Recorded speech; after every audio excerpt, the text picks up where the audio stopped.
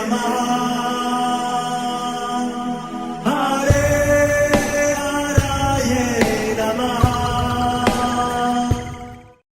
हरे कृष्णा जी। 10वें अध्याय तक अर्जुन ने भगवान श्री कृष्ण से बहुत सारी बातें समझी और उसका यहाँ पर पहले श्लोक में वर्णन मिलता है। मदनुग्रहाय परमं गुह्यम अध्यात्म संज्ञतम यत्त्वयोक्तं वचस्तेन मोहो अयम विगतो मम। बहुत सारे लोग सोचते हैं भगवान के दर्शन करेंगे तब जाके हम अपना जीवन बदलेंगे, पर यहाँ पर अर्जुन के वचनों से पता चलता है केवल वचनों से, केवल सुनकर उनका जो मोह है, भ्रम है, वह दूर हो गया। तो इसीलिए हमारे शास्त्र बोलते हैं श्रवण, सुनने पर बहुत ध्यान देना है। भगवान के दर्शन पहले आप अपने कानों से कीजिए, मतलब पहले आप अच्छे से भगवान के बारे में समझिए, भगवान की कथाएं सुने, और जब इस तरह से सुनेंगे तो हमारा हृदय शुद्ध होगा, और जब हृदय शुद्ध होगा तब हम भगवान के जब दर्शन करेंगे तो हम उनका दर्शन अच्छे से कर सकते हैं। बिना सुने, बिना भगवान के नामों को जपे जब हम अगर दर्शन करते हैं तो हम भगवान को वास्तविक रूप से नहीं देख पाते। तो भगवान श्री कृष्ण की देखने की योग्यता कहाँ से आरंभ होती है? श्रवण, सुनने से। और अर्जुन यही बोल रहा है, वचस्तेन मोहो अयम विगतो मम। और ये कैसे हुआ? मेरे ऊपर आपने अनुग्रह किया। जब भगवान के भक्तों की कृपा होती है तब हम श्रवण में लगते हैं, और जब हम सुनते हैं तो हमारे मन के अंदर जो विकार है वह दूर होता है। तो कहां से आरंभ हुआ? सुनना है। और फिर अर्जुन विस्तार से बताता है कि उन्होंने क्या क्या सुना है, और फिर वह एक निवेदन करते हैं। क्या बोलते हैं? योगेश्वर ततो मैं त्वं दर्शयात्मानं अव्ययम्। हे भगवान, जैसा आप बोल रहे हो उसको मैं सब कुछ सही समझता हूं, पर अगर आप चाहे तो मुझे आप अपने इस अद्भुत रूप का दर्शन कराइए। तो अर्जुन की प्रार्थना करने पर भगवान अपने आप को प्रकट करते हैं। ऐसे भगवान अपने आप को प्रकट नहीं करते, पर जब कोई व्यक्ति भक्ति मार्ग के द्वारा भगवान से प्रार्थना करता है तो भगवान अपने दर्शन देते हैं। महाभारत में वर्णन आता है जब भगवान श्री कृष्ण शांति दूत बनकर कौरव की सभा में गए और वहां पर एक बहुत बड़ा विराट रूप दिखलाया। उस समय धृतराष्ट्र ने प्रार्थना करी कि मैं वैसे तो अंधा हूं, पर भगवान आप कृपा करें तो आप अपना दर्शन दे सकते हैं। और भगवान श्री कृष्ण उनको दिव्य नेत्र देते हैं धृतराष्ट्र को, और धृतराष्ट्र भी भगवान श्री कृष्ण के दर्शन कर पाते हैं। और ये बहुत महत्वपूर्ण बात है। बहुत सारे लोग जो बोलते हैं कि ये जो व्यक्ति है वो भगवान कृष्ण के अवतार है, कई लोग बाबा बोलते हैं कि वे भगवान विष्णु के अवतार है। तरह तरह के लोग अपने आप को भगवान घोषित कर देते हैं, डिक्लेयर कर देते हैं कि भाई मैं भगवान का अवतार हूं। पर अगर कोई ऐसा व्यक्ति बोलता है तो आप हम उनसे पूछ सकते हैं, ये आप अपना विश्व रूप दिखलाइए। आप अपने आप को भगवान विष्णु का अवतार बोलते हैं तो आप भगवान का विश्व रूप दिखलाइए।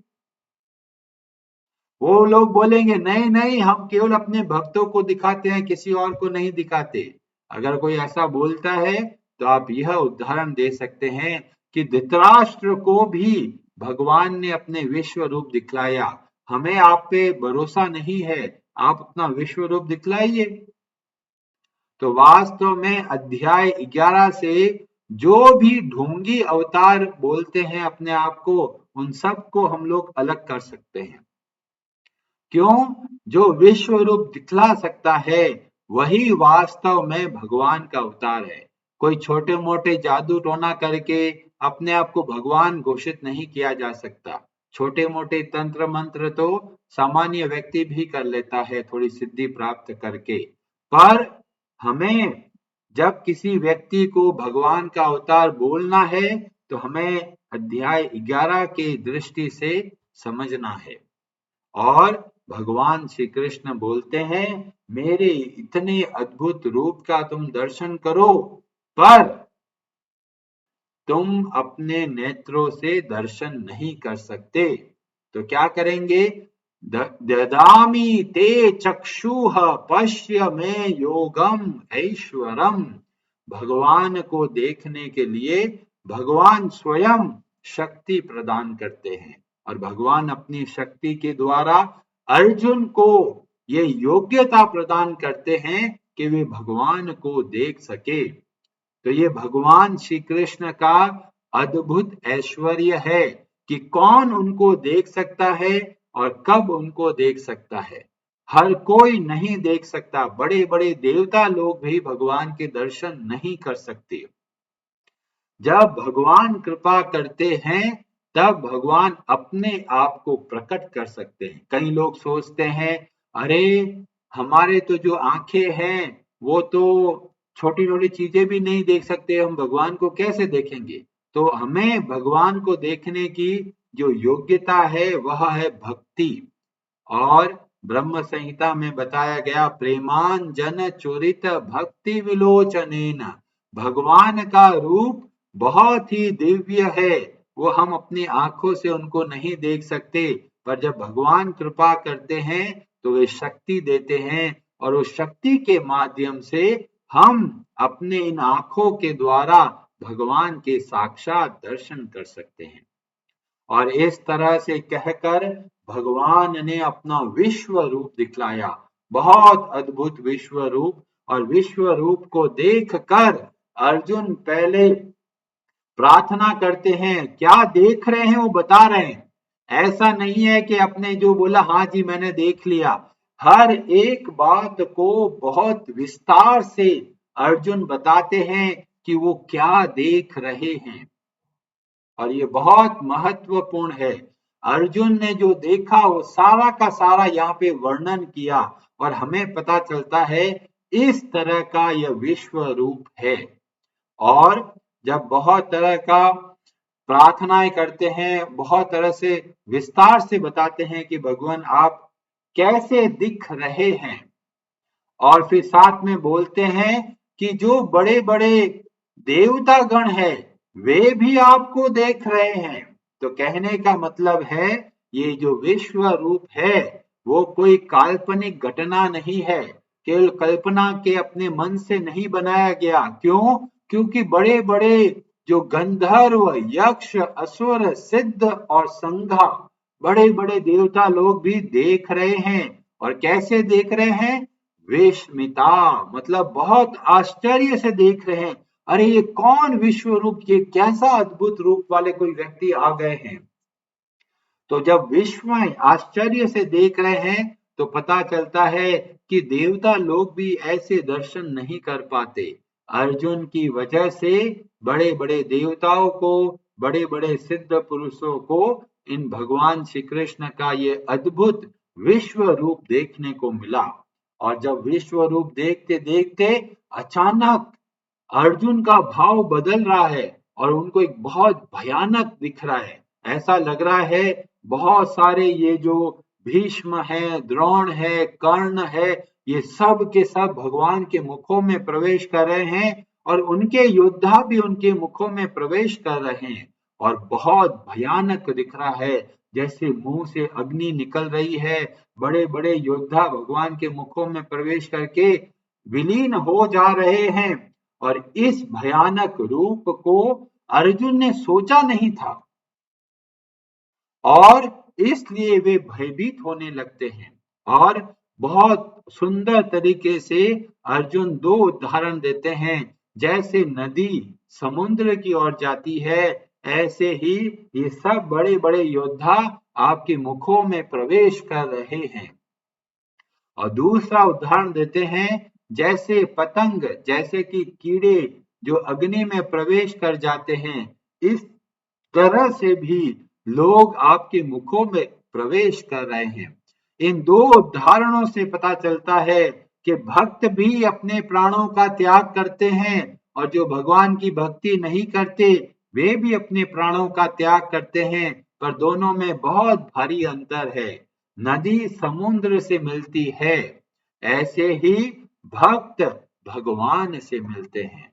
तो जो जो भक्त लोग उस युद्ध में अपने प्राणों का त्याग किया, वो सब के सब भगवान से मिले, भगवान के धाम को गए। और जो पतंग जैसे, कीड़े जैसे मरे, उनमें से जो भगवान की कृपा से अपना शरीर का त्याग किया, उनको उच्च लोकों की प्राप्ति हुई। पर उनके मन में भय था, जैसा एक कीड़ा जब अग्नि में प्रवेश करता है तो उसको ऐसा लगता है कि वे नष्ट हो गए।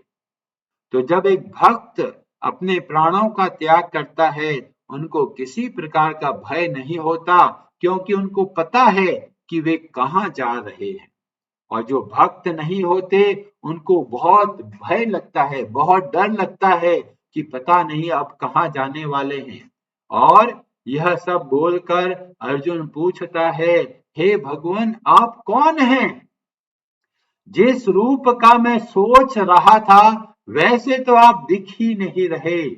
और वहां पर भगवान बोलते हैं, कालोस्मि लोक क्षय कृत प्रवृद्धो, मैं समय हूं, मैं काल हूं, मैं इन सब का नाश करने के लिए प्रकट हुआ हूं। और इसका मतलब ये नहीं है कि अर्जुन जाओ तुम फ्री हो, मैं सब काम कर दूंगा। भगवान बोलते हैं, तस्मात् उत्तिष्ठ यशो लभस्व जित्वा शत्रुन् भुक्षस्व राज्यं समृद्धम् निमित्त मात्रम भव सव्य साचिन।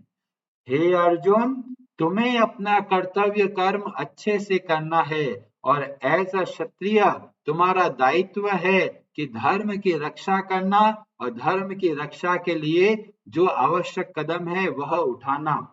धर्म की आवश्यकता के अनुसार तुमको युद्ध करना है, इसलिए उठो, यश को प्राप्त करो, विजय को प्राप्त करो। मैंने पहले ही इन सबको मार दिया है, तुम्हें केवल निमित्त बनना है। और इसलिए हमें क्या करना है, हमारा जो दायित्व है उसको अच्छे से निभाना है। भगवान की कृपा से हमने बड़े बड़े जो विपत्ति है, जो दुख है, उन पर पहले ही विजय प्राप्त कर ली है, पर हमको अपना प्रयास करना है। कर्मण्येवाधिकारस्ते मां फलेषु कदाचन। हमें अपने कर्तव्य कर्मों को अच्छे से करना है। जो जो हमारा दायित्व है उसको सोच समझकर अच्छे से निर्णय लेना है और अच्छे से कार्य करना है। ऐसा नहीं है भगवान खुद करेंगे, मैं तो बैठा हूं, नहीं। निमित्त मात्रम भव सव्य साचिन। हे अर्जुन, तुम केवल एक निमित्त की तरह कार्य करो, पर कार्य पूर्ण शक्ति से करो। और यहाँ पर भगवान श्री कृष्ण बोलते हैं, द्रोण, भीष्म, जयद्रथ, कर्ण और भी महान योद्धा है, उन सब को पहले ही मैंने मार दिया है। अभी यहाँ पर जयद्रथ का वर्णन भगवान करते हैं, अर्जुन ने उस वक्त नहीं किया।